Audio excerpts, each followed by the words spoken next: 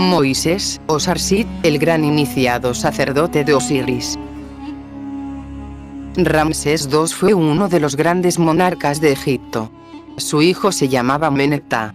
Según la costumbre egipcia, recibió su instrucción de los sacerdotes en el templo de Amon-Ra en Menfis, puesto que el arte real era entonces considerado como una rama del arte sacerdotal. Meneptah era un joven tímido, curioso y de inteligencia mediocre. Él tenía afición poco inteligente por las ciencias ocultas, lo que le hizo ser más tarde presa de los magos y astrólogos de baja estofa.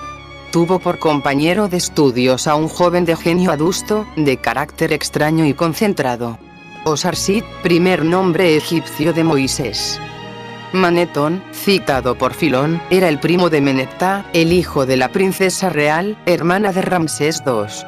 ¿Hijo adoptivo o natural? Nunca se ha sabido. El relato bíblico, Éxodo 2, 1, 10, hace de Moisés un judío de la tribu de Leví, recogido por la hija de Faraón en los juncos del Nilo, donde la astucia materna le había depositado para conmover a la princesa y salvar al niño de una persecución idéntica a la de Herodes.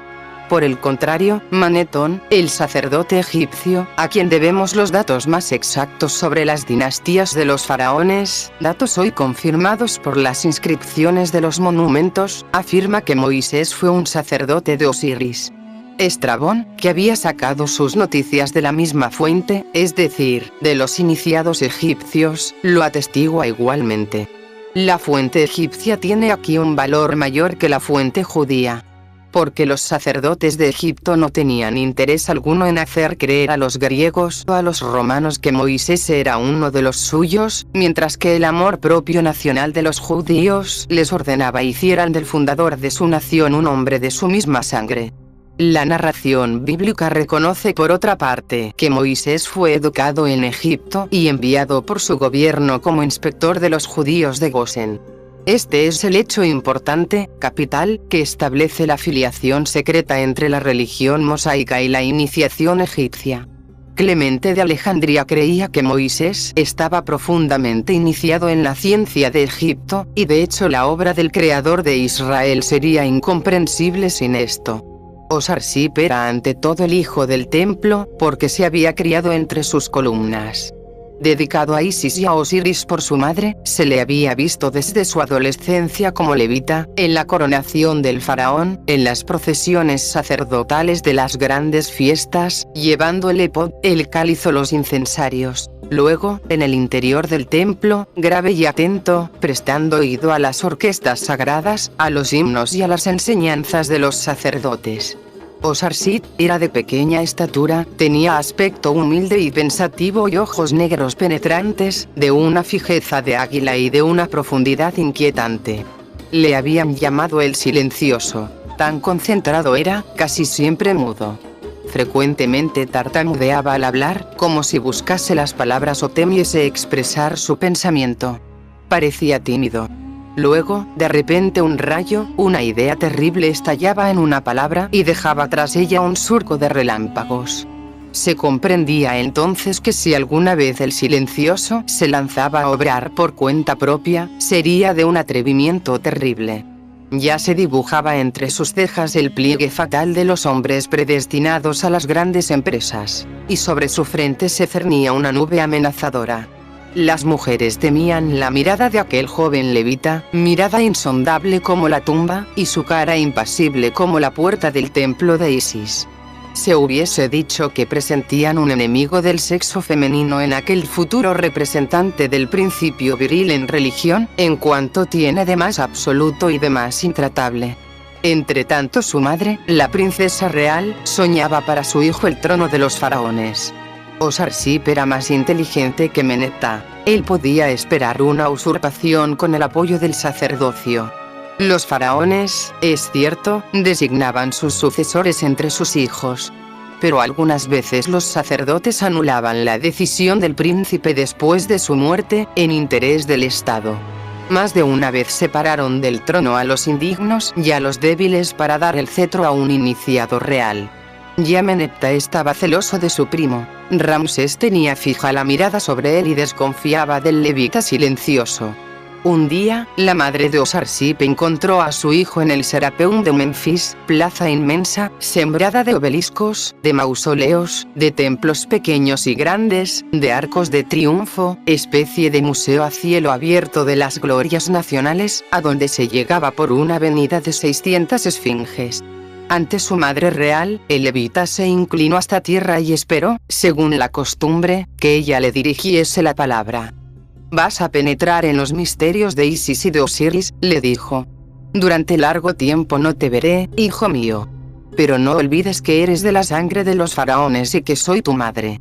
Mira a tu alrededor, si tú quieres, algún día, todo esto te pertenecerá». Y con un gesto circular ella mostraba los obeliscos, los templos, Memphis y todo el horizonte. Una sonrisa desdeñosa pasó sobre el semblante de Osarsip, de costumbre liso e inmóvil como una cara de bronce. «¿Quieres, pues», dijo él, «que gobierne a este pueblo que adora a dioses con cabeza de chacal, de ibis y de hiena? De todos esos ídolos, ¿qué quedará dentro de algunos siglos?»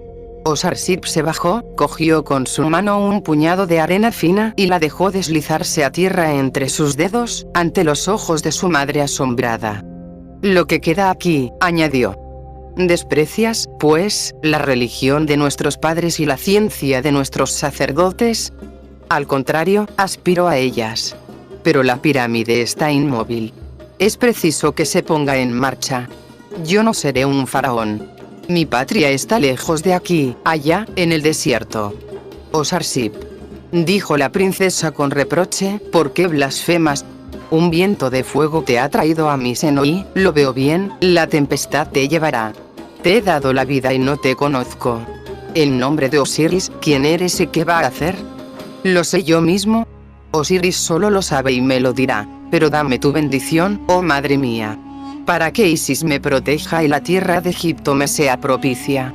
Osarsip se arrodilló ante su madre, cruzó respetuosamente las manos sobre su pecho e inclinó la cabeza. Quitando de su frente la flor de loto que llevaba según costumbres de las mujeres del templo, ella se la dio a respirar, y viendo que el pensamiento de su hijo sería para ella un eterno misterio, se alejó murmurando una oración. Osarsip atravesó triunfalmente la iniciación de Isis. Alma de acero, voluntad de hierro, las pruebas no hicieron mella en él. Espíritu matemático y universal desplegó una fuerza de gigante en la inteligencia y el manejo de los números sagrados, cuyo simbolismo fecundo y aplicaciones eran entonces casi infinitos. Su espíritu desdeñoso de las cosas que no son más que apariencia y de los individuos que pasan, solo respiraba con placer en los principios inmutables. De allá arriba, tranquila y seguramente, penetraba, dominaba todo, sin manifestar ni deseo, ni rebeldía, ni curiosidad. Tanto para sus maestros como para su madre, Osarsip era un enigma. Lo que más les inquietaba es que era entero e inflexible como un principio. Se sentía que no podrían ni doblegarle ni desviarle. Él marchaba por su vía desconocida como un cuerpo celeste por su órbita invisible. El pontífice Membra se preguntaba hasta dónde alcanzaría aquella ambición concentrada, y quiso saberlo. Un día, Osarsip había llevado con otros 3 sacerdotes de Osiris el arca de oro que precedía al pontífice en las grandes ceremonias. Aquella arca contenía los 10 libros más secretos del templo, que trataban de magia y de teurgia. Después de regresar al santuario con Osarsip, Membra le dijo: «Eres de sangre real. Tu fuerza y tu ciencia son desproporcionadas a tu edad. ¿Qué deseas?» «Nada, aparte de esto». Y Osarsip puso su mano sobre el arca sagrada que los gavilanes de oro fundido cubrían con sus relucientes alas. «¿Quieres, pues, ser pontífice de Amon-Ra y profeta de Egipto?» «No, pero quiero saber lo que hay en esos libros». «¿Cómo vas a saberlo, si nadie debe conocerlo excepto el pontífice?» «Osiris habla como quiere, cuando quiere y a quien quiere. Lo que contiene esta arca solo es letra muerta. Si el espíritu viviente quiere hablarme, me hablará. ¿Qué piensas hacer para eso?» «Esperar y obedecer». Estas respuestas sabidas por Ramsés II aumentaron su desconfianza, pues temió que Osarsip aspirase al faraonato a expensas de su hijo Meneptah. El faraón ordenó, en consecuencia, que el hijo de su hermana fuese nombrado escriba sagrado del templo de Osiris.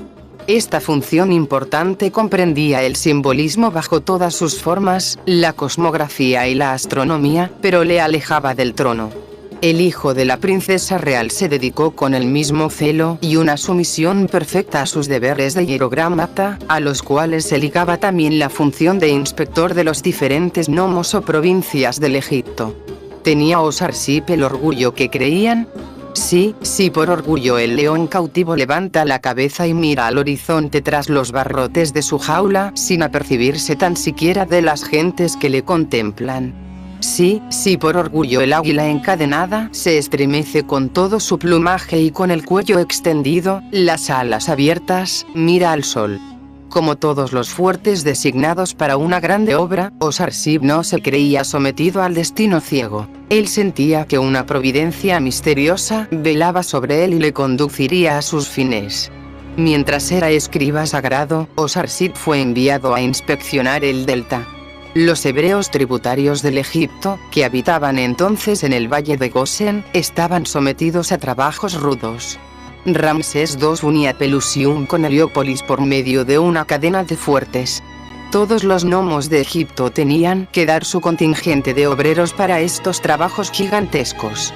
Los Beni Israel se habían encargado de las labores más pesadas y sobre todo eran tallistas en piedra y constructores de ladrillos. Independientes y orgullosos, no se doblegaban tan fácilmente como los indígenas bajo la vara de los guardias egipcios, sino que sufrían la servidumbre a regañadientes y a veces devolvían los golpes. El sacerdote de Osiris no pudo por menos de experimentar una secreta simpatía hacia aquellos intratables de dura cerviz, cuyos ancianos, fieles a la tradición abrámica, adoraban sencillamente al Dios único, que veneraban sus jefes, sus Aks y sus Zakens, pero se rebelaban bajo el yugo y protestaban contra la injusticia. Un día vio a un guardia egipcio apalear bárbaramente a un hebreo indefenso. Su corazón se sublevó, se lanzó sobre el egipcio, le quitó su arma y le mató en el acto. Esa acción, cometida en un hervor de indignación generosa, decidió de su vida. Los sacerdotes de Osiris que cometían un homicidio, eran severísimamente juzgados por el colegio sacerdotal. El faraón sospechaba ya que el hijo de su hermana era un usurpador. La vida del escriba solo pendía de un hilo. Él prefirió desterrarse e imponerse él mismo su expiación. Todo le lanzaba a la soledad del desierto, hacia el vasto desconocido. Su deseo, el presentimiento de su misión y sobre todo esa voz interna, misteriosa, pero irresistible, que dice en ciertas horas: ve, es tu destino. Más allá del Mar Rojo y de la península sinaítica, en el país de Madián, había un templo que no dependía del sacerdocio egipcio. Aquella región se extendía, como una banda verde, entre el Golfo Alamítico y el desierto de la Arabia. A lo lejos, más allá del brazo de mar, se veían las masas sombrías del Sinaí y su cumbre pelada. Enclavado entre el desierto y el Mar Rojo, protegido por un macizo volcánico, aquel país aislado se hallaba al abrigo de las invasiones. Su templo estaba consagrado a Osiris, pero también se adoraba en él al dios soberano bajo el nombre de Elohim. Porque aquel santuario, de origen etiópico, servía de centro religioso a los árabes, a los semitas y a los hombres de raza negra que buscaban la iniciación. Hacía siglos ya que el Sinaí y el Oré eran así como el centro místico de un culto monoteísta. La grandeza desnuda y salvaje de la montaña, elevándose aislada entre el Egipto y la Arabia, evocaba la idea del Dios único. Muchos semitas iban allí en peregrinación para adorar a Elohim y residían allí durante algunos días, ayunando y orando en las cavernas y las galerías excavadas en las faldas del Sinaí.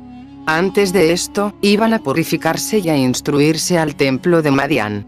Allí fue donde se refugió Osarsip.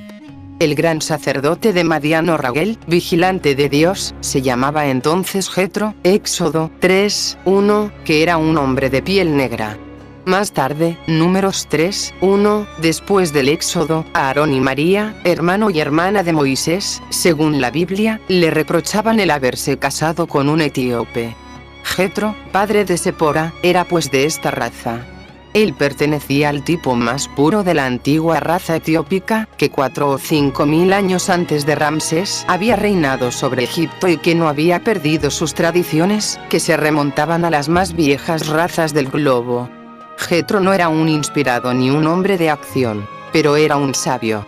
Poseía tesoros de ciencia amontonados en su memoria y en las bibliotecas de piedra de su templo. Además, era el protector de los hombres del desierto, libios, árabes, semitas nómadas. Esos eternos errabundos, siempre los mismos, con su vaga aspiración al Dios único, representaban algo inmutable en medio de los cultos efímeros y de las civilizaciones ruinosas. Se sentía en ellos como la presencia de lo eterno, el memorial de las edades lejanas, la gran reserva de Elohim. Jetro era el padre espiritual de aquellos insumisos, de aquellos errabundos, de aquellos libres. Él conocía su alma y presentía su destino. Cuando Sarsip vino a pedirle asilo en nombre de Osiris a Elohim, le recibió con los brazos abiertos. Quizá adivinó enseguida en aquel hombre fugitivo, al predestinado para ser el profeta de los proscritos, el conductor del pueblo de Dios. Sarsip quiso al pronto someterse a las expiaciones que la ley de los iniciados imponía a los homicidas. Cuando un sacerdote de Osiris había causado una muerte, aún involuntaria, se consideraba que perdía el beneficio de su resurrección anticipada en la luz de Osiris, privilegio que había obtenido por las pruebas de la iniciación y que le ponía muy por encima del común de los hombres. Para expiar su crimen, para volver a encontrar su luz interna, tenía que someterse a pruebas más crueles, exponerse otra vez más a la muerte. Después de un largo ayuno y por medio de ciertos brebajes, se sumergía al paciente en un sueño letárgico. Luego le depositaban en una tumba del templo. Su cuerpo quedaba allí durante días, a veces semanas enteras. Varios viajeros de nuestro siglo han visto a faquires indios hacerse enterrar después de sumergirse en el sueño cataléptico, indicando el día preciso en que debían desenterrarlos. Uno de ellos, después de 3 semanas de estar bajo tierra, fue encontrado vivo, sano y salvo. Durante ese tiempo se consideraba que hacía un viaje en el más allá, en el Erebo o en la región de Lamenti, donde flotan las almas de los muertos que no se han desligado aún de la atmósfera terrestre. Allá tenía que buscar a su víctima, sufrir sus angustias, obtener su perdón y ayudarla a encontrar el camino de la luz. Entonces únicamente se le consideraba como habiendo expiado su homicidio, y únicamente entonces su cuerpo astral se había lavado de las negras manchas con que le manchaban el soplo envenenado y las imprecaciones de su víctima. Pero de aquel viaje, real o imaginario, el culpable podía muy bien no volver, y con frecuencia cuando los sacerdotes iban a despertar al expiador de su sueño letárgico, no encontraban más que un cadáver. Sarsip no dudó en sufrir esta prueba y otras más. Bajo la impresión del homicidio que había cometido, comprendió el carácter inmutable de ciertas leyes del orden moral y la turbación profunda que su infracción deja en el fondo de la conciencia. Con entera abnegación ofreció, pues, su ser en holocausto a Osiris, demandando la fuerza, si volvía a la luz terrestre, de manifestar la ley de la justicia. Cuando Sarsip salió del temible sueño en el subterráneo del templo de Madián, las 7 hijas de Jetro de que habla la Biblia, Éxodo 2, 16, 22, tienen evidentemente un sentido simbólico, como toda esta narración, que nos ha llegado bajo una forma legendaria y por completo popularizada. Es más que inverosímil que el sacerdote de un gran templo haga a sus hijas apacentar sus ganados y que reduzca a un sacerdote egipcio al papel de pastor. Las 7 hijas de Jetro simbolizan 7 virtudes que el iniciado tenía que conquistar para abrir el pozo de la verdad. Ese pozo es llamado en la historia de Agar y de Ismael el pozo del viviente que me ve, se sintió como transformado. Su pasado se había esfumado, el Egipto había cesado de ser su patria, y ante él la inmensidad del desierto con sus nómadas errantes, se extendía como un nuevo campo de acción. Miró largo tiempo a la montaña de Elohim en el horizonte, y por primera vez, como en una visión de tempestad en las nubes del Sinaí, la idea de su misión pasó ante sus ojos. fundir aquellas tribus movedizas en un pueblo de combate que representaría la ley del Dios Supremo entre la idolatría de los cultos y la anarquía de las naciones, un pueblo que llevaría a los siglos futuros la verdad encerrada en el arca de oro de la iniciación. En aquel día y para marcar la nueva era que comenzaba en su vida, Osarsit tomó el nombre de Moisés, que significa el salvado. Moisés se casó con Sepora, la hija de Jetro, y vivió muchos años al lado del sabio de Madián. Gracias a las tradiciones etíopes y caldeas que encontró en su templo, pudo completar y dominar todo cuanto había aprendido en los santuarios egipcios, extender su mirada sobre los más antiguos ciclos de la humanidad y sumergirla por inducción en los horizontes lejanos del porvenir. En casa de Jetro fue donde encontró 2 libros de cosmogonía citados en el Génesis, las guerras de Jehová y las generaciones de Adán, y se abismó en aquel estudio.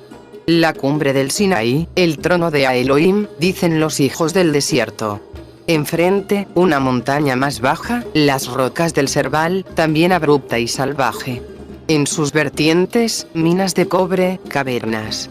Entre las 2 montañas, un valle negro, un caos de piedras que los árabes llaman el Oré, el mismo de la leyenda semítica. Es lúgubre este valle desolado cuando la noche cae en él con la sombra del Sinaí, más lúgubre aún cuando la montaña se toca con un casco de nubes, del que se escapan siniestros resplandores. Entonces un viento terrible sopla en el estrecho pasadizo. Se dice que allí Elohim derriba a los que tratan de luchar con él y les lanza a los abismos donde se hunden las trombas de lluvias. Allí también, dicen los madianitas, vagan las sombras malhechoras de los gigantes, de los Refaim, que derrumban las rocas sobre los que tratan de subir al lugar santo. La tradición popular quiere también que el dios del Sinaí aparezca a veces en el fuego, fulgurando como una cabeza de medusa con plumas de águila. Desgraciados los que ven su rostro. Verlo es morir. He aquí lo que contaban los nómadas por la noche en sus relatos, bajo la tienda, cuando dormían los camellos y las mujeres. La verdad es que únicamente los más osados de entre los iniciados de Jetro subían a la caverna del Serval y allí pasaban con frecuencia varios días en el ayuno y la oración. Los sabios de la Idumea habían encontrado allí inspiración. Era un lugar consagrado desde tiempo inmemorial a las visiones sobrenaturales, a los Elohim o espíritus luminosos. Ningún sacerdote, ningún cazador, hubiese conducido allí a un peregrino. Moisés había subido sin temor por el barranco de Horeb. Había atravesado intrépidamente el valle de la muerte y su caos de rocas. Como todo esfuerzo humano, la iniciación tiene sus fases de humildad y de orgullo. Al subir las pendientes de la Santa Montaña, Moisés había llegado a la cumbre del orgullo, porque también tocaba a la cumbre del poder humano y creía ya sentirse uno unificado con el Ser Supremo. El sol de ardiente púrpura se inclinaba sobre el macizo volcánico del Sinaí, y las sombras violáceas se ocultaban en los valles, cuando Moisés se encontró ante una caverna, cuya entrada protegía una escasa vegetación de terebintos. Se preparaba a penetrar en ella, pero quedó como cegado por una luz súbita que le envolvió. Le pareció que el suelo ardía bajo él y que las montañas de granito se habían transformado en un mar de llamas. A la entrada de la gruta, una aparición deslumbradora le miraba y con su espada le cerraba el paso. Moisés cayó como herido por el rayo, su cara contra tierra. Todo su orgullo había desaparecido. La mirada del ángel le había traspasado con su luz. Y además, con ese sentido profundo de las cosas que se despierta en el estado visionario, había comprendido que aquel ser iba a imponerle obligaciones terribles. Hubiese querido escapar a su misión y esconderse bajo tierra como un reptil miserable. Mas una voz dijo: «Moisés, Moisés». Y él respondió: «Heme aquí. No te acerques. Descálzate. Porque el lugar donde te encuentras es tierra santa». Moisés ocultó la cara entre sus manos. Tenía miedo de ver al ángel y encontrar su mirada. Y el ángel le dijo: «Tú que buscas a Elohim, ¿por qué tiemblas ante mí? ¿Quién eres?» «Un rayo de Elohim, un ángel solar, un mensajero de aquel que es y que será». «¿Qué ordenas?». Dirás a los hijos de Israel: el Eterno, el Dios de Abraham, el Dios de Isaac, el Dios de Jacob, me ha enviado a vosotros, para retiraros del país de servidumbre. ¿Quién soy?, dijo Moisés, para retirar a los hijos de Israel de Egipto. Ve, dijo el ángel, porque estaré contigo. Yo pondré el fuego de Elohim en tu corazón y su verbo en tus labios. Hace 40 años que le evocas. Tu voz ha llegado hasta él. Ahora yo te tomo en su nombre. Hijo de Elohim, me perteneces para siempre. Y Moisés, alentado, exclamó: muéstrame a Elohim. Que yo vea su fuego viviente. Levantó la cabeza. Pero el mar de llamas se había desvanecido como el relámpago. El sol había descendido sobre los volcanes apagados del Sinaí. Un silencio de muerte se extendía sobre el valle de Oreb, y una voz que parecía desarrollarse en lo azul y perderse en el infinito, decía: yo soy aquel que es. Moisés salió de esta visión como aniquilado. Creyó por un instante que su cuerpo había sido consumido por el fuego del éter. Pero su espíritu era más fuerte. Cuando volvió a descender hacia el templo de Jetro, se encontraba presto para su obra. Su idea llena de vida marchaba ante él como el ángel armado con la espada de fuego.